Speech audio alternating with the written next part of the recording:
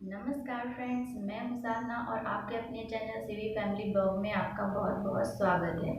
Friends, आज मैं induction based question answer का वीडियो लेकर के आई हूं। मैं ऐसे कुछ क्वेश्चन का आंसर दूंगी जो आप लोगों ने कमेंट बॉक्स में कमेंट किया था।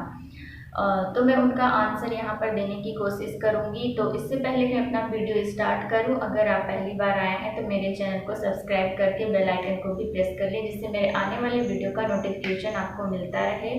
और हाँ, मेरे इस वीडियो को आप लाइक भी कर दीजिएगा। तो चलिए हम वीडियो स्टार्ट करते हैं।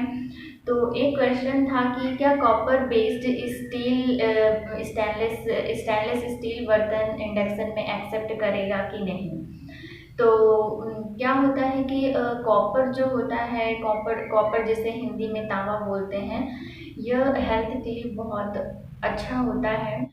इसलिए आजकल स्टील के बर्तन का जो बेस होता है वो कॉपर का बनाया जाता है। तो जो कॉपर बेस्ड स्टील होता है उसमें अगर नीचे इंडक्शन बेस नहीं बना हुआ है तो इंडक्शन में एक्सेप्ट नहीं करेगा। लेकिन अगर उसमें इंडक्शन बेस बना हुआ है और साथ ही कॉपर की बेस है स्टील के बर्तन की, तो वो एक्सेप्ट करेगा।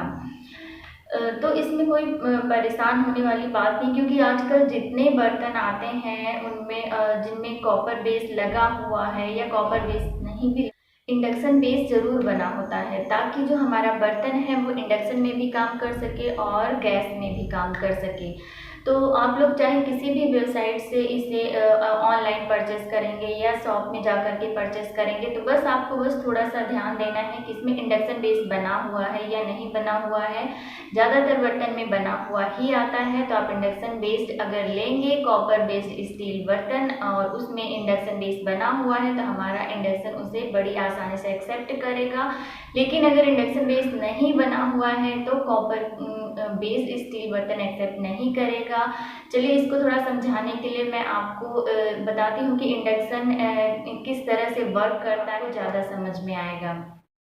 जैसा कि ये हमारा इंडक्शन है और ये है इसका मेन कॉइल वाला पार्ट है।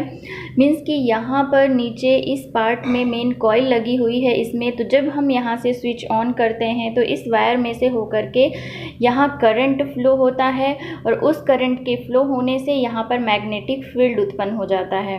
और जब इसमें मैग्नेटिक फील्ड उत्पन्न हो जाता है और हम कोई बर्तन रखते हैं, तो उस मैग्नेटिक फील्ड के थ्रू इस बर्तन में हमारा जो करंट होता है वो फ्लो होता है। लेकिन यहाँ पर जो करंट फ्लो होता है वो नॉर्मल करंट नहीं होता है, बल्कि वह हीट के फॉर्म में बदल जाता है, और जिससे कि हमारा बर्तन गर्म हो जाता है और फिर हमारा खाना बिना आग के ही इसमें पक जाता है।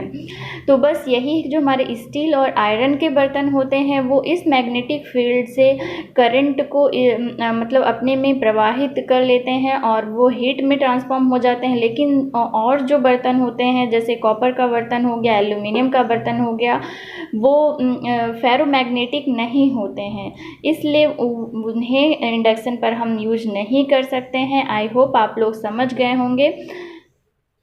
और एक क्वेश्चन था कि मेरा पिजन का इंडक्शन है, इंडक्शन का बर्तन मैंने ब्लैक वाला मंगवाया, इसमें इंडक्शन बेस नहीं बना हुआ है, क्या वो उठाएगा। तो देखिए, इंडक्शन किसी भी कंपनी का हो, पिजन का हो, बजाज का हो, उषा का हो, फिलिप्स का हो, किसी का भी इंडक्शन हो, बर्तन उसमें स्टील और आयरन के ही एक्सेप्ट करेंगे। और इन्होंने जैसे लिखा है कि मैंने ब्लैक वाला इंडक्शन बर्तन मंगवाया है लेकिन उसमें इंडक्शन बेस नहीं बना हुआ है, तो ऐसा हो ही नहीं सकता। अगर आपने इंडक्शन वाला बर्तन मंगवाया है तो उसमें इंडक्शन बेस बना ही होगा, और अगर इंडक्शन बेस बना हुआ है तो वो एक्सेप्ट करेगा ही।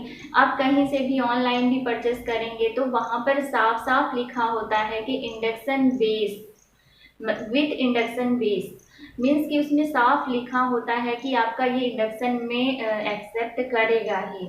तो चलिए अब हम देखते हैं कि नेक्स्ट क्वेश्चन क्या है। तो एक क्वेश्चन था कि कैरामलाइजेशन के लिए कितना टेम्परेचर चाहिए। तो देखिए, जो कैरामलाइजेशन होता है, हर मतलब कि जो कोई भी फूड प्रोडक्ट होता है सबके लिए अलग अलग टेम्परेचर होता है, लेकिन कैरमलाइजेशन ज़्यादातर शुगर का बनाया जाता है, मीन्स शुगर का जो सीरा वगैरह ऐसे बनाया जाता है। तो जो शुगर का होता है, अगर हम कहें मॉडल आदर्श आदर्श टेम्परेचर जिसमें वो कैरमलाइज्ड होता है वो होता है 300 डिग्री लेकिन जब हम कोई चीज़ करते हैं, उसे जब हम बनाते हैं, तो हमारा जो प्रैक्टिकल होता है वो कुछ और होता है। तो जैसे हम अगर कैरामलाइजेशन की प्रोसेस कर रहे हैं शुगर में, तो हमें उसे इंडक्शन पर रख देना है। आप शुगर को जब रख देंगे इंडक्शन में, तो आप पहले 500 टेम्परेचर कर दीजिए, और जब आपका शुगर बॉईल होने लगे तो तब आप उसे कम करके टेम्परेचर को 100 में कर दीजिए। और फिर जिस कंसिस्टेंसी में आपको चाहिए उस कंसिस्टेंसी में जब आ जाए, आप उसे देखते रहिए, तो वहाँ पर आप अपना इंडक्शन ऑफ कर दीजिए। तो इस तरह से मतलब हाई से लो हीट की तरफ आप बनाइए, और जिस तरह से आपको बनाना है, जिस कंसिस्टेंसी में बनाना है, जब वहाँ पर आ जाए तब आप इंडक्शन को ऑफ कर दीजिए। था कि इंडक्शन में E6 प्रॉब्लम, तो ये जो प्रॉब्लम होती है ज़्यादातर इंडक्शन में आती है। और ये क्यों आती है? जब हम ध्यान नहीं देते हैं अपने इंडक्शन को, वो ओवरहीट हो जाता है खाना बनाने में।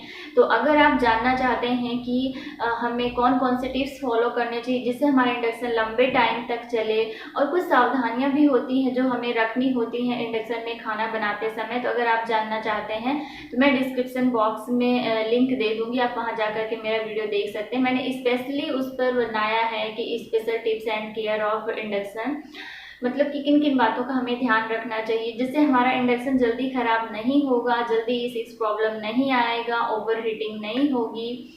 तो E6 प्रॉब्लम क्यों आता है? जब हम क्या है कि हाई टेम्परेचर पर खाना बनाते हैं और सही से इंस्ट्रक्शन फॉलो नहीं करते हैं, हम फैन जो इंडक्शन में फ़ैन लगा होता है उसे कूल करने के लिए मशीन को, तो हम उसके ऑफ होने के पहले ही स्विच ऑफ कर देते हैं ऊपर से। मैंने इसमें एक मतलब बिल्कुल सेपरेट वीडियो बना रखा है, तो आप लोग वहां जाकर के ज़रूर देख लीजिएगा। मैं आई बटन में भी लगा दूंगी, या फिर वीडियो के लास्ट में आपको स्क्रीन पर क्लिप्स दिखेंगी, आप वहां पर क्लिक करके देख सकते हैं, तो आप लोग को समझ में आ जाएगा। तो E6 प्रॉब्लम तब आती है जब हमारा ओवर हीट हो जाता है, हमारी जो मशीन है अंदर ओवर हीट हो जाती है, तो फिर उसमें जो कंट्रोलर लगे होते हैं इंडक्शन में, वो फिर मतलब कि उसे इंस्ट्रक्शन देता है कि इसमें कुछ प्रॉब्लम आ गई है और अब हमें इंडक्शन को रोकना होगा। या तो फिर जो फैन लगा होता है वो बंद हो जाता है, इसकी वजह से E6 प्रॉब्लम आने लगती है। और अंदर जो ओवरहीट की वजह से जो सर्किट होता है वो ओवरहीट हो जाता है, तब भी E6 एरर आने लगता है। तो कई रीज़न होते हैं E6 एरर आने के। तो आप लोग अगर सावधानी पूर्वक और अच्छे से केयर करेंगे और केयर के साथ आप इंडक्शन का यूज़ करेंगे, तो E6 प्रॉब्लम नहीं आएगी। और अगर लॉन्ग टाइम तक E6 प्रॉब्लम आती है, तो फिर आप अपने इंडक्शन को ले जा करके सर्विस सेंटर में दिखाइए और फिर उसे रिपेयर करवाइए। तो बस ये था मेरा वीडियो। आई होप आप लोगों के क्वेश्चन का आंसर मिल गया होगा। अगर और क्वेश्चन है आपके तो कमेंट करके ज़रूर पूछिएगा, मैं आंसर देने की कोशिश करूँगी। और मेरे इस वीडियो को आप लाइक ज़रूर कर दीजिएगा। और इंडक्शन से रिलेटेड बहुत सारे मैंने वीडियोस बनाए हैं जो आपको हेल्पफुल होंगे इंडक्शन के लिए, तो आप उन्हें ज़रूर देख लीजिएगा। तो चलिए मिलते हैं नेक्स्ट वीडियो में, तब तक के लिए bye bye, take care friends.